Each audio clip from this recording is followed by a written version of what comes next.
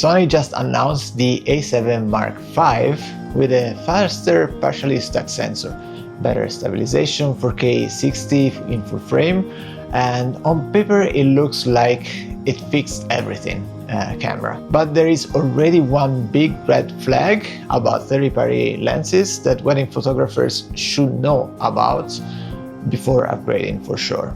And in this video I want to look at the A7V from the point of view of a wedding photographer and hybrid shooter like many of you guys, and comparing it to the A7 IV that we already know very well and the A7C Mark II. Talk about this third-party lens issue, and in the end I will tell you in which real world situation I think it's worth the upgrade and when I would save the money. So stay until the end because I will also share who I think should not upgrade to the A7V, even they can afford it basically. Ciao, my name is Stefano and I'm a wedding photographer and hybrid shooter working between Tuscany and Southern California. On this channel I talk about real-world wedding workflows, camera settings and gear that has to survive a 10-hour wedding day. I have not shot a full wedding on the A7V yet, so this video is mostly based on official reviews and I will compare it with the A7 IV and the A7 II that I have over here. I am curious also about your opinion, so let me know down in the comments what do you think about this camera.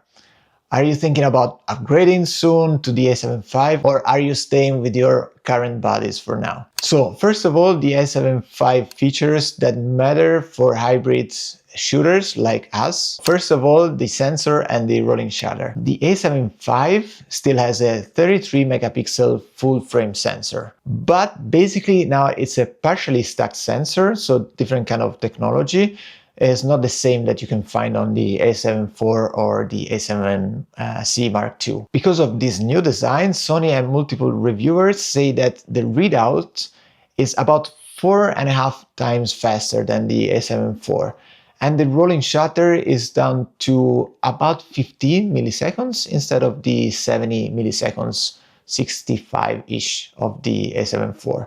So what does it mean for us in simple words? Basically, we are going to have less jello effect when panning or moving during the exit of the bride and groom, for example, or during the first dance, or during more fast-paced actions. So the electronic shutter is finally usable in more situations, which is huge for quiet ceremonies, especially if it's partially fixing the bending problem that you can get when shooting with higher shutter speeds in artificial light scenarios. So this is not the most exciting upgrade, I get it, but it's one of those that addresses real-world issues basically. The A7V uses a new Bionz XR2 integrated with AI chip. And what does this mean for us? Basically, more reliable IAF when people are moving fast, hugging or turning around, like with the first dance, for example, or better subject recognition for people, even animals, or maybe even vehicles for getaway car shots. Probably also a faster focusing in low lights when the DJ turns everything into a nightclub.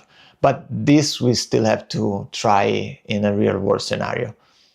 It also supports a blackout-free burst up to 30 FPS with electronic shutter. And this compared to a 10 FPS on the A7 IV and A7 II. But the real question is, will we use 30 FPS all the time at weddings? Probably not, or at least maybe just a few times during the day. But for sure it's nice to have a little extra headroom for bouquet toss or confetti, or to capture the exact moment of the first kiss. And probably more useful of the 30 FPS is the ability of having pre-capture function, so that it's a little bit easier to not miss important moments. Sony rates the A7V up to 7.5 stops of in-body stabilization in the center of the frame, which is a step up from the A7 Mark IV and probably slightly better even than the A7 II, which was already good. So for hybrid shooting, this is very important because you can have basically smoother handheld videos and a bit more safety at slower shutter speeds when you're shooting in dark receptions. They also improve the tilt vary angle screen and the ergonomics for a more flexible 4-axis style display and better grip. Plus, a smart way of always having the camera ready to shoot, preventing it standby, but still preserving battery life by dimming the screen and lowering the refresh rate. And speaking about battery life, it seems now with the new processor in the camera, you can get more efficient usage and it's able to last up to 25% more with a single battery, which is a very much welcome upgrade, to be honest, especially for very long wedding days where you don't have access to power outlets all the time.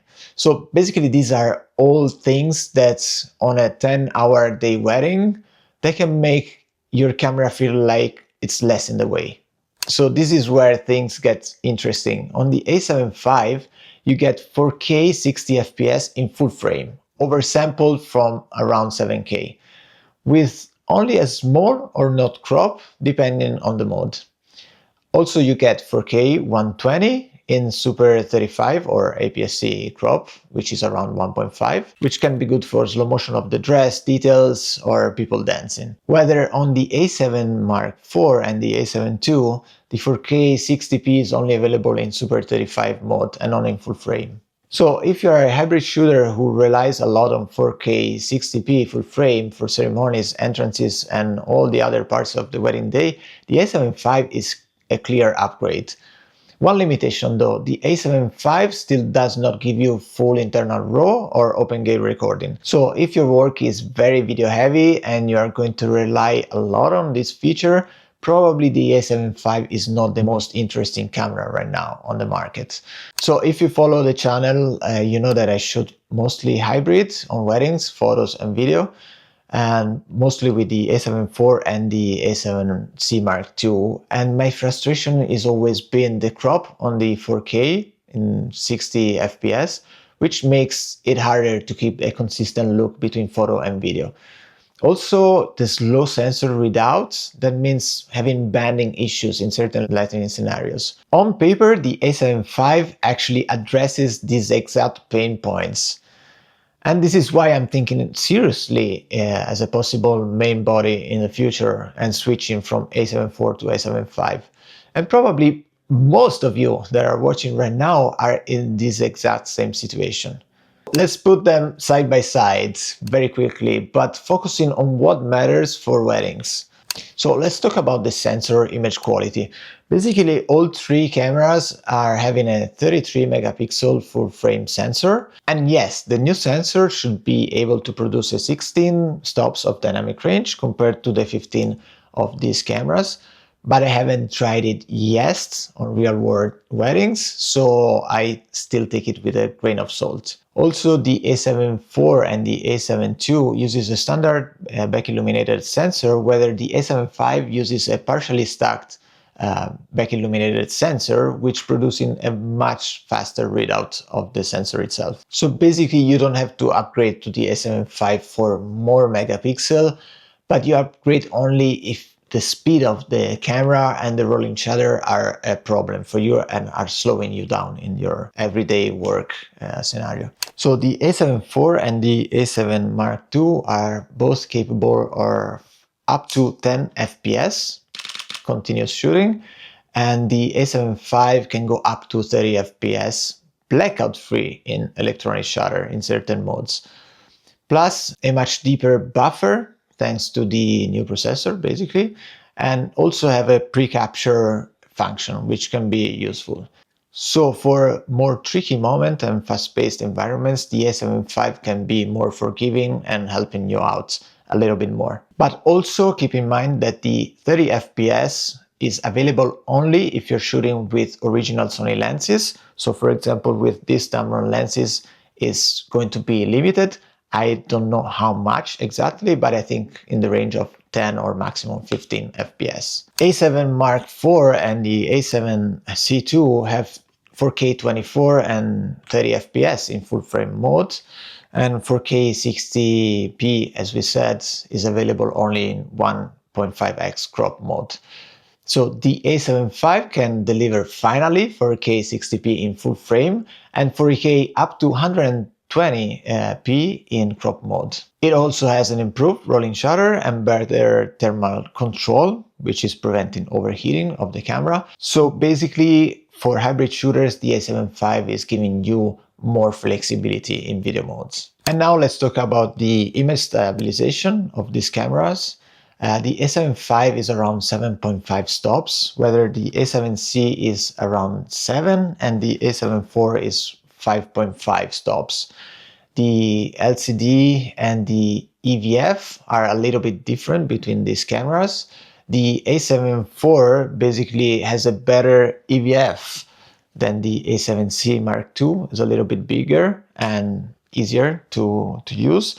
But the new A7V sports a new 4-axis tilt screen, which is even slightly bigger, and it's going to be much easier to use in every kind of scenarios. Talking about card slots, the A7 IV and the A7V have the same system, which is hybrid CF Express Type 8 card slot and SD card on the second slot, whether the A7C has only one SD card slot. So basically the main difference here is between the A7C line and the A7 IV and 5 line. In terms of reliability for weddings, the A7 IV and the A7 Mark V are a safer choice compared to the A7C Mark II, thanks to being more robust bodies and the card options.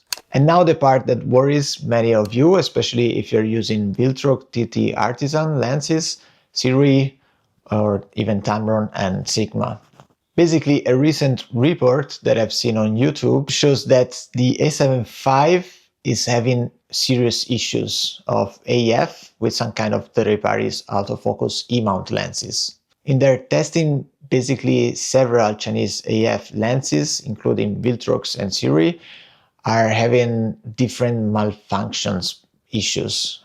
In some cases, not even taking the photo. And Sony official position on this is they basically don't guarantee a full third-party lenses compatibility. So what does this mean in practice if you are a wedding photographer? As for now, on the A7 IV and the A7C Mark II, most of these lenses work fine, apart from isolated firmware issues like the new firmware 6.0 from Sony on specific models. For example, what I experienced with my camera is just once it showed an error. I had to reboot, but after that I was able to shoot an entire wedding without any issue at all. So I would say that if your wedding income depends on third-party lenses like these ones, wait for more real-world reports and firmware updates before switching entirely to the A7V.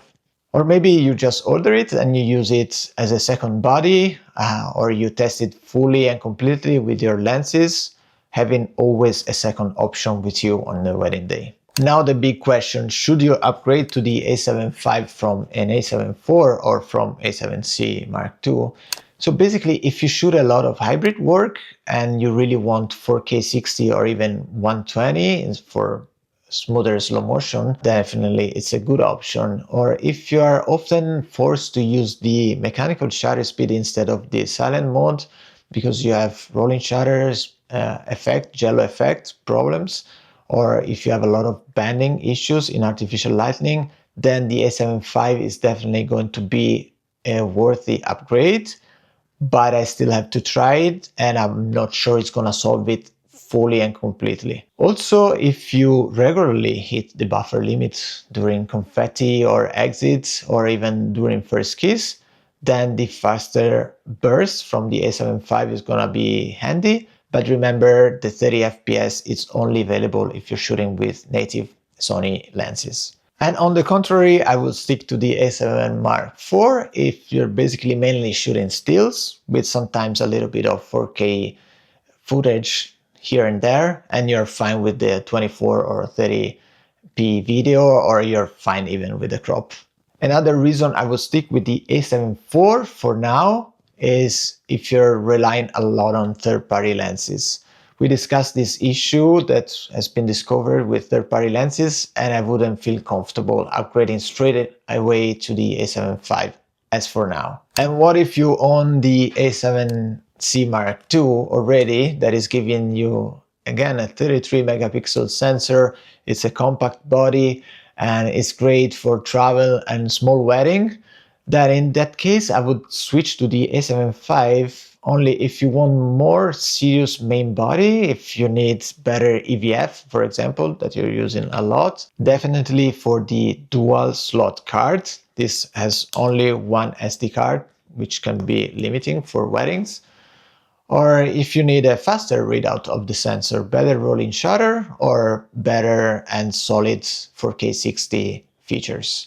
But if you like the small form factor and you do not feel limited by the video, the A7C Mark II is still a very good value body, especially as a second camera. And if you're coming from older bodies like the A7 III, for example, or older, or if you're switching from another brand, the A7V, I think it's a very strong do-everything body.